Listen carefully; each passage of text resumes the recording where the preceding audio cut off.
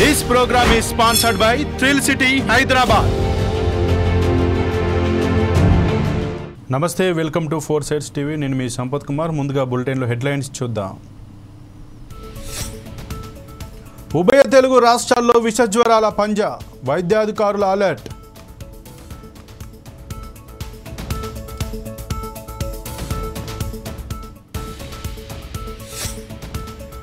వివిధ రంగాల ప్రముఖులతో గవర్నర్ చర్చా గోష్ఠి, దేశాభివృద్ధిలో మీదే పెద్ద పాత్ర.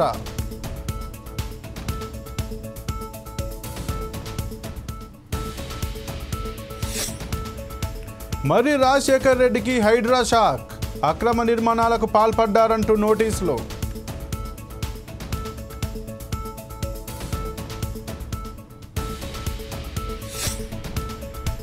వినాయక చవితికి సిద్ధమవుతున్న విగ్రహాలు, పర్యావరణం దెబ్బతినకుండా తయారీలు.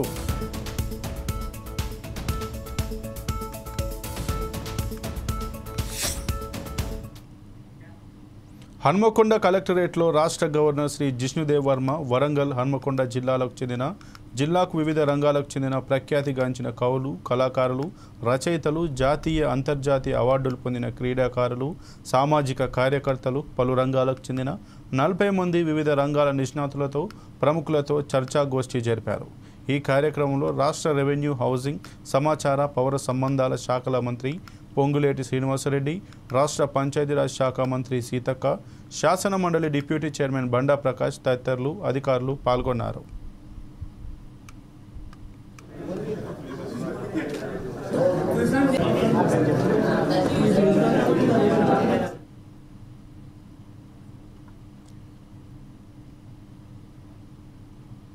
ఏలూరు జిల్లా నూజివీడు ట్రిపుల్ ఐటీలో విష జ్వరాలు విద్యార్థులను వణికిస్తున్నాయి. వైరల్ జ్వరాలతో బాధపడుతూ తరగతులకు హాజరవకుండా టాబ్లెట్స్ తీసుకొని హాస్టల్ గదులకు సుమారు 1000 మంది విద్యార్థులు పరిమితమయ్యారు. జ్వర పీడితులతో ఒక డయేరియా కేసు నమోదైంది. స్టూడెంట్స్ దగ్గు, జలుబు, గొంతు నొప్పి, ఒళ్ళు నొప్పులతో అత్యధికంగా బాధపడుతున్నారు. డిఎంహెచ్ఓ డాక్టర్ శర్మిష్ఠ ట్రిపుల్ ఐటీలో మెస్లు, వాటర్ సప్లై ప్రాంతం, పరిసర ప్రాంతాలు పరిశీలించారు. హాస్పిటల్లో ట్రీట్మెంట్ తీసుకొని రూమ్లకు వెళ్ళిపోయారని, ఇన్ పేషెంట్గా ఒక్కరు కూడా లేరని హాస్పిటల్ అధికారులు చెప్పారు.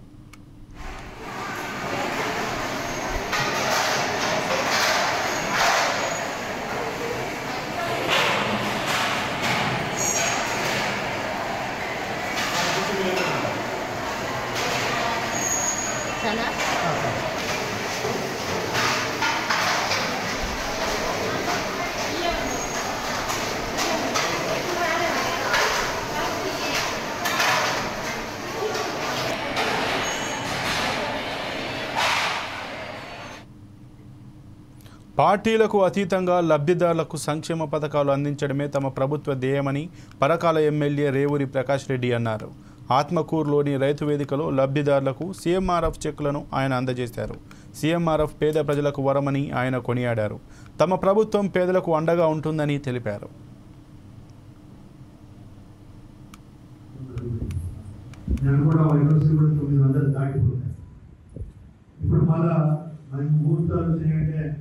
ఇది 1000 దాటే పరిస్థితి ఉన్నాయి. అదొక సంతృప్తి.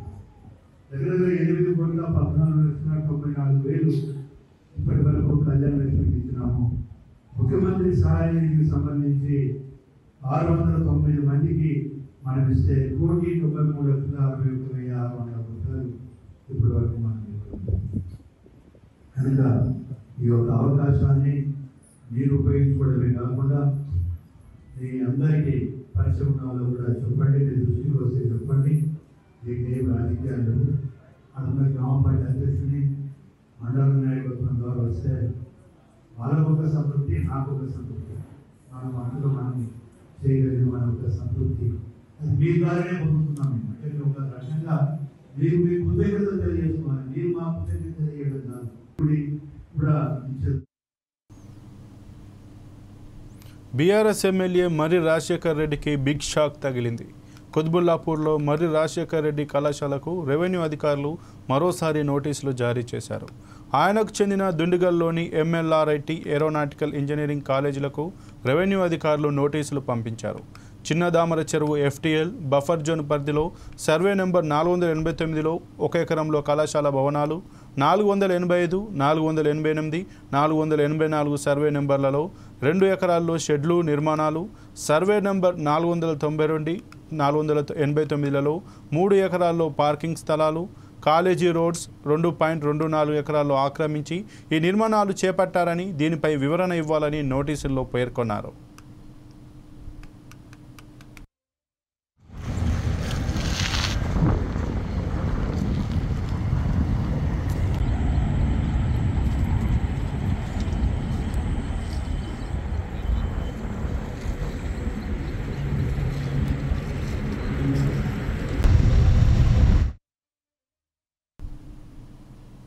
లిక్కర్ స్కామ్లో అరెస్ట్ అయిన బీఆర్ఎస్ ఎమ్మెల్సీ కవితకు సుప్రీంకోర్టు బెయిల్ ఇచ్చిన సంగతి తెలిసిందే.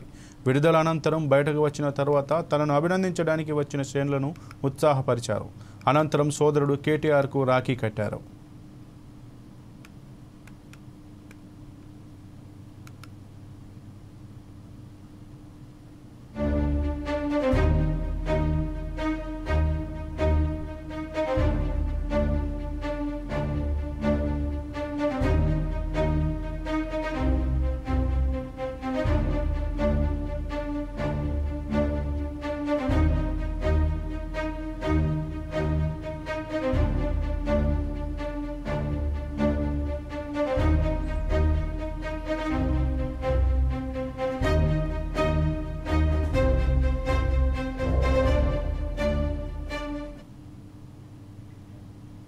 ఎమ్మెల్సీ కవితకు బెయిల్ మంజూరు చేయడాన్ని స్వాగతిస్తూ బీఆర్ఎస్ శ్రేణులు హర్షం వ్యక్తం చేస్తున్నారు. ఉస్మానియా యూనివర్సిటీలో యునైటెడ్ ఫూలే ఫ్రంట్ భారత జాగృతి తెలంగాణ విద్యార్థి జేఏసీ ఆధ్వర్యంలో వేడుకలు చేసుకున్నారు. ఘనంగా స్వీట్లు పంచి బాణసంచా కాల్చారు. అక్రమంగా పెట్టిన కేసులు ఆధారాలు లేకుండా నిల్వలేవని ఈ సందర్భంగా వారు పేర్కొన్నారు. ప్రాంతీయ పార్టీలను లొంగదీసుకునే ప్రయత్నం కేంద్ర ప్రభుత్వం చేస్తోందని వారు విమర్శించారు.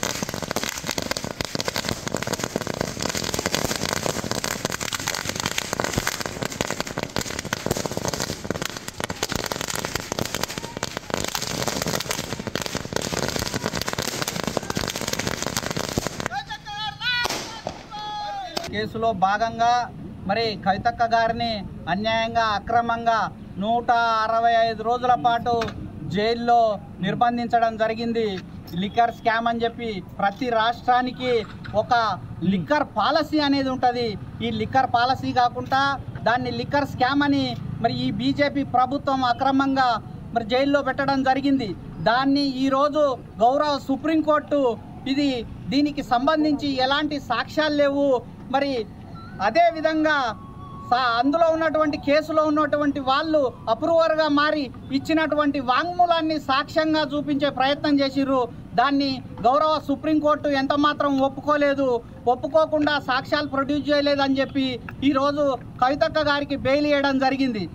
ఈ బీజేపీ ప్రభుత్వం ఈ సిబిఐని ఈడీని తమ జేబు సంస్థలుగా వాడుకొని ఈ దేశంలో ఉన్నటువంటి అన్ని రాజకీయ పార్టీలను, వాళ్ళు చెప్తే వినకుండా ఉన్నటువంటి పార్టీలను మరి భయభ్రాంతులకు గురి చేస్తూ ఉన్నారు.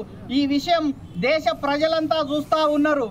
బడుగుల కోసం, బలహీన వర్గాల కోసం మరి కవితక్క గారు మరి ఉద్యమాలు సాగిస్తున్న తరుణంలో ఆమెను జైల్లో పెట్టడం బాధాకరం. ఈరోజు ఆమె జైలు నుంచి విముక్తి పొందడం గౌరవ సుప్రీంకోర్టు ఈ తీర్పుని ఇవ్వడం మేము స్వాగతిస్తూ ఉన్నాం. ఆయిల్ ఫామ్ సాగుపై రైతులు దృష్టి సారించాలని కొత్తపేట ఎమ్మెల్యే బండారు సత్యానందరావు తెలిపారు. తక్కువ పెట్టుబడితో దీర్ఘకాలికంగా ఎక్కువ లాభాలు వస్తాయని అన్నారు. ఆత్రేయపురం మండలం అంకంపాలెం గ్రామంలో ఉద్యాన శాఖ ఆధ్వర్యంలో ఆయిల్ ఫామ్ సాగుపై రైతులకు అవగాహన సదస్సును ఏర్పాటు చేశారు. ఈ కార్యక్రమంలో పాల్గొన్న ఎమ్మెల్యే ఆయిల్ ఫామ్కు సంబంధించిన అంశాలపై చర్చించి రైతులకు అవగాహన కల్పించారు.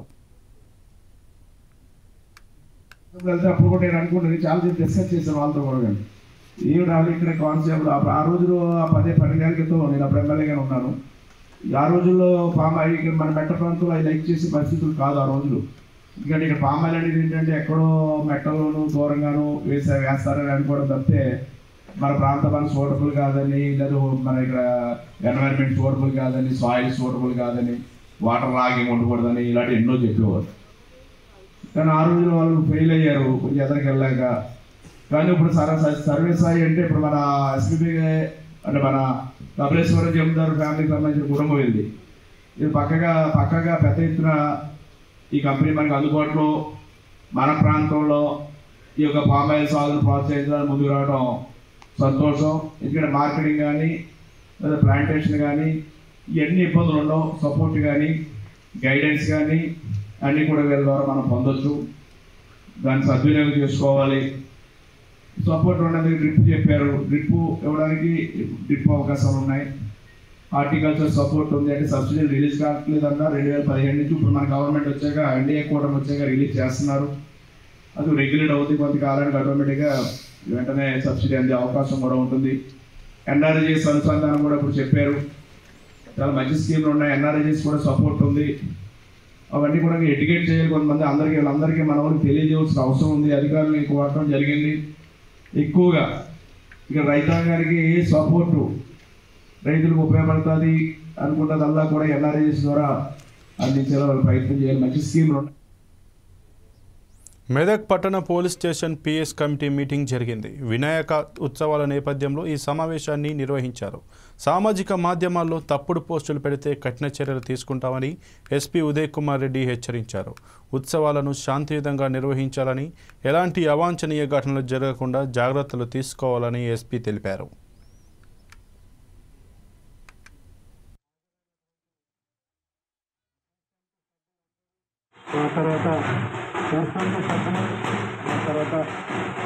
దానికి ఇక్కడ మన 1 టౌన్ పోలీస్ స్టేషన్లో మన డిఎస్పీ గారు, వైస్ చైర్మన్ మల్లికార్జున గారు, తర్వాత విజయ్ కుమార్ గారు, మా సిఐఎస్ఐ ఇక్కడికి వచ్చిన అందరు పెద్దలందరూ చెప్పారు.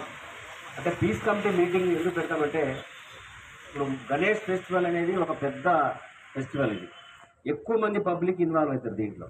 అంటే దాదాపు కొన్ని వేల మంది అన్ని విలేజెస్ నుంచి అన్ని బస్తీల్లో ఈ ఫెస్టివల్కి ఇన్వాల్వ్ అయినట్టుగా వేరే ఏ ఫెస్టివల్ కూడా ఎంత పెద్ద మొత్తంలో ఇన్వాల్వ్ కాదు. ఎప్పుడైతే పీస్ఫుల్గా అయ్యే విధంగా దీన్ని కండక్ట్ చేయాలనే ఉద్దేశంతో మనం ఈరోజు ఇక్కడ 1 town police station, town police స్టేషన్లో నిర్వహించడం జరుగుతుంది. తర్వాత ఇప్పుడు దాకా మీరు చెప్పినట్టుగా ఇటీవల జరిగిన సంఘటన కూడా దృష్టిలో పెట్టుకొని, ఎందుకంటే మీకు దానికి ఇక్కడ మన భూపాలపల్లి జిల్లాలో సమగ్ర శిక్షణ కాంట్రాక్ట్ పద్ధతిలో విధులు నిర్వహిస్తున్న ఉద్యోగులు నిరసన ర్యాలీ నిర్వహించారు.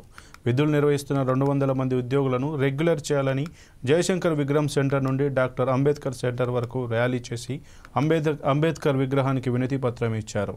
ఉద్యోగుల రాష్ట్ర అధ్యక్షురాలు మాట్లాడారు.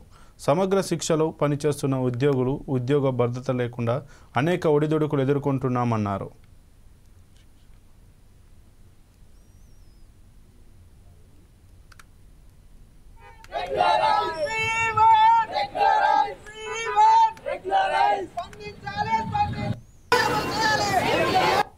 గత 18 సంవత్సరాల నుంచి వివిధ కాంట్రాక్ట్ విధానంలో పనిచేస్తున్నాం సార్.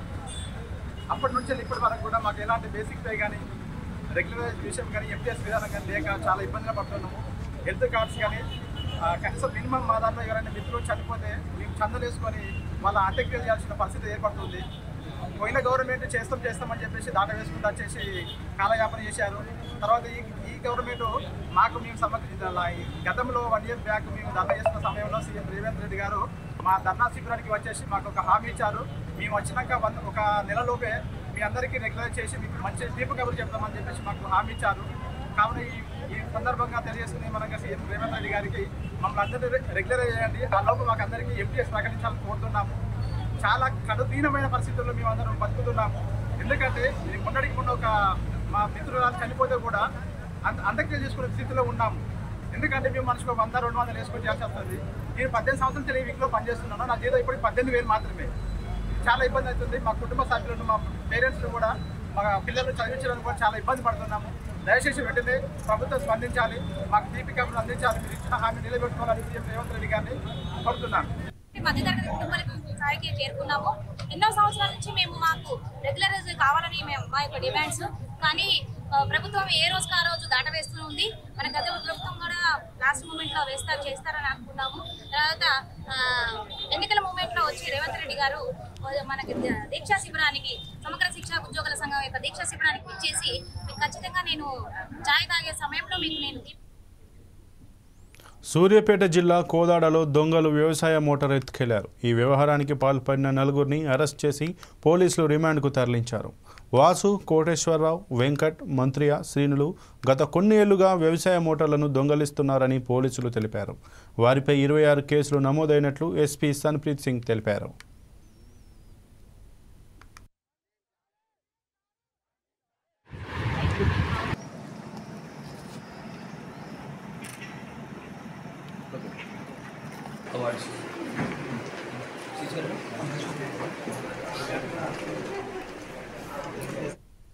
భారతదేశంలోనే 3వ కాలేజీగా ఉన్న గుడివాడలోని డాక్టర్ గురురాజు హోమియోపతి ప్రభుత్వ కళాశాల అని మాజీ మున్సిపల్ చైర్మన్ ఎలవర్తి శ్రీనివాసరావు అన్నారు. గత ప్రభుత్వం ఈ కళాశాలను నిర్లక్ష్యం చేసిందని ఆయన విమర్శించారు. 23 పోస్ట్ గ్రాడ్యుయేషన్ సీట్లను రద్దు చేసిందని ఆయన చెప్పారు. కూటమి ఎమ్మెల్యే వెనిగండ్ల రాము దృష్టికి తీసుకెళ్లగా ఆయన కేంద్ర ప్రభుత్వంతో మాట్లాడి 23 సీట్లను కొనసాగించేలా చర్యలు తీసుకున్నారని తెలిపారు. ఏలూరు రోడ్లో ఉన్నటువంటి మెడికల్ కాలేజీ చాలా పురాతనమైనది. భారతదేశంలోనే, ఆంధ్ర రాష్ట్రం కాదు, భారతదేశంలోనే 3 మెడికల్ కాలేజీల్లో ఒకటి బాంబే, ఒకటి కలకత్తా, 3వది గుడివాడ. అటువంటి చరిత్ర ఉన్నటువంటి గురురాజు హోమియోపతి కాలేజీలో గతంలో 2014 నుంచి 2019 తెలుగుదేశం ప్రభుత్వం అధికారంలో ఉన్నప్పుడు, అప్పుడు కామినేని శ్రీనివాస్ గారు హెల్త్ మినిస్టర్గా ఉన్నారు. అప్పుడు గుడివాడకి పీజీ సీట్లు తీసుకురావడం అయింది. హోమియోపతి ఎండి సీట్లు 23 సీట్లు. పిల్లలు ఇక్కడ చదువుకుని యూజీలో చదువుకున్నటువంటి పిల్లలు పీజీ కోసం వేరే ఊళ్ళకి వెళ్లకుండా ఆ పీజీ సీట్లు కూడా ఆ రోజున శాంక్షన్ చేయించడం, వెనకమాల ఒక 23 కోట్ల రూపాయలతో రీసెర్చ్ సెంటరు, ల్యాబు, అధునాతనమైనటువంటి బిల్డింగ్లు తీసుకొచ్చి ఆ రోజున కన్స్ట్రక్ట్ చేసాం. మరి 2019 నుంచి 24 వరకు ఉన్న వైఎస్ఆర్ కాంగ్రెస్ ప్రభుత్వంలో దరిద్రం పట్టినట్టు పట్టింది. ఎక్కడ మళ్ళీ ఆ బిల్డింగ్లు చూడండి, 5 ఏళ్ళు పూర్తయిన ఎక్కడున్న బిల్డింగ్లు అక్కడే ఉన్నాయి. స్టాఫ్ లేరు, కొత్త రిక్రూట్మెంట్ లేదు, రిటైర్ అయిపోయిన వాళ్ళు రిటైర్ అయిపోయారు. వీళ్ళు చేసిన పనికి ఈ రోజున department of Ayush central government నుంచి మీ దగ్గర స్టాఫ్ లేరు కాబట్టి ఏదైతే 23 సీట్లు ఉన్నాయో 8 సీట్లు ఆర్గానన్ ఆఫ్ మెడిసిన్, 7 సీట్లు హోమియోపతిక్ మెటీరియా అండ్ రెపరేటరీ 7 సీట్లు, మొత్తం 7, 8, 23 సీట్లు. ఈ 23 సీట్లు కూడా రద్దు చేస్తున్నాం మేము ఇక్కడ. మీకు అంబేద్కర్ కోనసీమ జిల్లా రామచంద్రాపురం తాలూకా శెట్టిబల్య సంఘం నియోజకవర్గ సమావేశం నిర్వహించారు. ఈ సమావేశంలో శెట్టిబల్య మాజీ అధ్యక్షుడు మంత్రి వాసనశెట్టి సుభాష్పై అనుచిత వ్యాఖ్యలు చేయటాన్ని ఖండించారు. ఇప్పటి వరకు చేసిన ఖర్చు వివరాలతో నూతనంగా ఎన్నికైన కమిటీకి తెలియజేయాలని డిమాండ్ చేశారు. ఈ కార్యక్రమంలో శెట్టిబల్య సంఘం పెద్దలు, కమిటీ సభ్యులు పాల్గొన్నారు.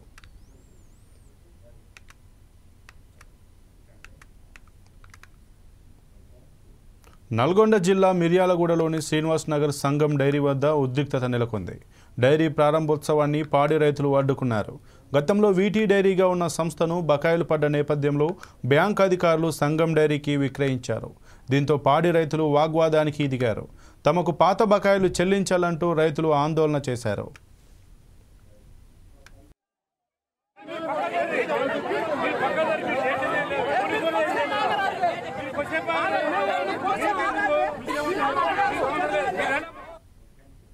ఆధునిక వ్యవసాయ పద్ధతులతో రైతులు లాభసాటి వ్యవసాయం చేయాలన్నదే ముఖ్య ఉద్దేశమని నాబార్డ్ సభ్యులు అన్నారు. హన్మకొండ జిల్లా ఐనవోలులో డ్రోన్ ఆధారిత వ్యవసాయాన్ని వారు ప్రారంభించారు. ఆత్మనిర్భర్ భారత్ అభియాన్ మిషన్లో భాగంగా ఈ కార్యక్రమం చేపట్టారు. వ్యవసాయ మౌలిక సదుపాయాల నిధి ద్వారా 3% వడ్డీ రాయితీ రుణాలు అందిస్తున్నారు.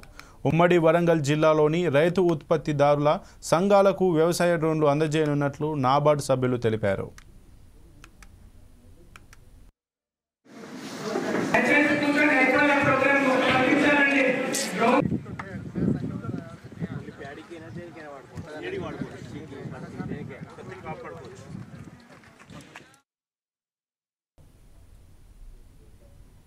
నిజామాబాద్ జిల్లా కేంద్రంలో ప్రభుత్వ జనరల్ ఆసుపత్రిని కలెక్టర్ ఆకస్మిక తనిఖీ చేశారు.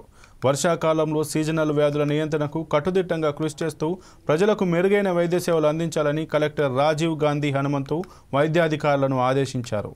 ఆసుపత్రిలో ఎంతమంది విష జ్వరాలతో ఆసుపత్రులకు వస్తున్నారు అనే తదితర విషయాలను ఆసుపత్రి సూపరింటెండెంట్ ప్రతిమారాజ్కు అడిగి తెలుసుకున్నారు.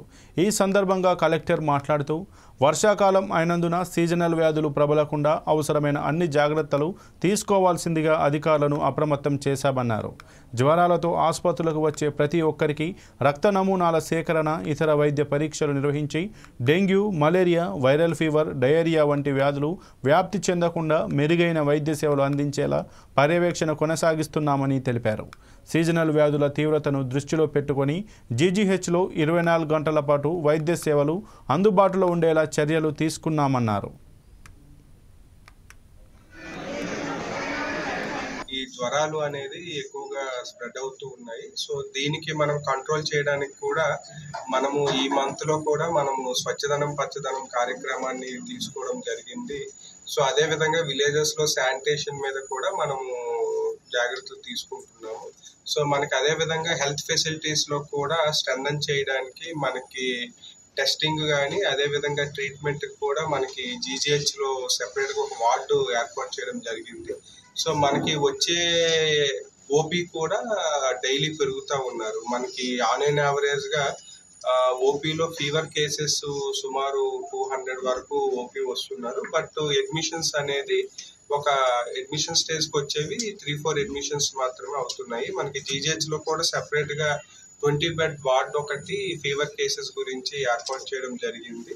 సో అదేవిధంగా మనకి నాట్ ఓన్లీ జీజీహెచ్, పిహెచ్సి, సిహెచ్సిలో వచ్చే ఫీవర్ కేసెస్ ఏవైతే మనకి సిమ్టమాటిక్ డౌట్ఫుల్ కేసెస్ ఉన్నాయో వాటిని టీహబ్కి కూడా శాంపుల్స్ పంపించి not only dengue, typhoid, malaria, other test కూడా ఇక్కడ 24/7 రన్ చేస్తూ ఉన్నాము. సో మనకి లాస్ట్ జూలై, ఆగస్టులో కొంత స్పైక్ అనేది ఎక్కువగా ఉంది. సో మనకి ప్రైవేట్ హాస్పిటల్స్ కూడా ఎలిసా టెస్ట్ గురించి, ఏదైతే మనకి ఎలిసా టెస్ట్ అంటే ఈ gold standard dengue test consider చేస్తాం కాబట్టి ప్రైవేట్ హాస్పిటల్స్ నుంచి కూడా మనం శాంపుల్స్ టీహబ్లో తీసుకొని చేస్తున్నాము. సో ప్లేట్లెట్స్ కూడా మనకి జీజీహెచ్లో కానీ అదర్ ఫెసిలిటీస్లో కూడా సఫిషియంట్ నెంబర్లో, అంటే ఒకవేళ ఇఫ్ నెసరీ మనకి జీజీహెచ్లో చూసుకుంటే ఈ ఫీవర్ కేసెస్కి ప్లేట్లెట్స్ అనేవి అంటే ఇంతవరకు చూసుకుంటే ఈ మంత్లో ఒక 10-15 కేసెస్లో ప్లేట్లెట్స్ ట్రాన్స్ఫ్యూజన్ చేశారు. So most of the cases మనకి సిమ్టమాటిక్ కేసెస్కి ట్రీట్మెంట్ చేస్తూ ఉన్నారు డాక్టర్స్. అదేవిధంగా ప్రైవేట్ హాస్పిటల్స్లో కూడా మనకి టెస్ట్ ఎన్ని కండక్ట్ చేస్తున్నారు, అక్కడ ట్రీట్మెంట్. భూపాలపల్లి జిల్లా కేంద్రంలోని కృష్ణ కాలనీకి చెందిన శృతి అనే సింగరేణి ఉద్యోగిని వివాహం ఏఐటియుసి కార్మిక యూనియన్ నాయకులు, సింగరేణి కార్మికులు మంచిర్యాలకు చెందిన సందీప్ చారి అనే అబ్బాయితో ఆదర్శ వివాహం జరిపించారు. జయశంకర్ భూపాలపల్లి జిల్లా కేంద్రంలోని సింగరేణి ఏఐటియుసి కార్మిక యూనియన్ కార్యాలయంలో ఘనంగా వివాహం జరిపించి మానవత్వం చాటుకున్నారు. శృతి వాళ్ళ తల్లిదండ్రులతో ఉన్న తగాదాల దృష్ట్యా మేము వారికి సమాచారం ఇచ్చినప్పటికీ వారు కన్యాదానం చేయడానికి ముందుకు రాని సందర్భంలో కమ్యూనిస్ట్ పార్టీ కార్యకర్తలుగా, ఏఐటిసి నాయకులుగా అమ్మాయి యొక్క రిక్వెస్ట్ మేరకు మా యొక్క పార్టీ యూనియన్ నాయకులు నూకల చంద్రమౌళి దంపతులు కన్యాదానం చేసి ఈరోజు వివాహాన్ని జరిపించారు. అదేవిధంగా భూపాలపల్లిలో ఏఐటిసి శ్రేణులు కూడా యూనియన్ కార్యాలయంలో ఆమెకి ఘనంగా వివాహం చేసి తల్లిదండ్రులు చేసిన దానికంటే మిన్నగా. అంబేద్కర్ కోనసీమ జిల్లా అమలాపురం పేరూరు వై జంక్షన్ ఎత్తురోడ్డు సమీపంలో ఒక ప్రైవేట్ హాస్పిటల్లో వైద్యుల నిర్లక్ష్యం కారణంగా వ్యక్తి చనిపోయాడంటూ బంధువులు ఆందోళనకు దిగారు. మామికుదురు మండలం పెద్దపట్నలంక గ్రామానికి చెందిన బోలుసు కనకరాజు అనే వ్యక్తి జ్వరం కారణంతో అమలాపురం ఒక ప్రైవేట్ హాస్పిటల్లో ఆగస్టు 26న జాయిన్ అయి చికిత్స పొందుతున్నాడు. సరి అయిన వైద్యం అందించకుండా నిర్లక్ష్యంగా వ్యవహరించడంతో మృతి చెందాడని బంధువులు ఆరోపిస్తున్నారు. మృతదేహాన్ని హాస్పిటల్ సిబ్బంది స్ట్రక్చర్పై బయటకు తీసుకువచ్చి వదిలేసి వెళ్లిపోయారని కుటుంబ సభ్యులు ఆగ్రహం వ్యక్తం చేస్తున్నారు. కనకరాజు మృతదేహంతో హాస్పిటల్ ముందు బంధువులు ఆందోళనకు దిగారు.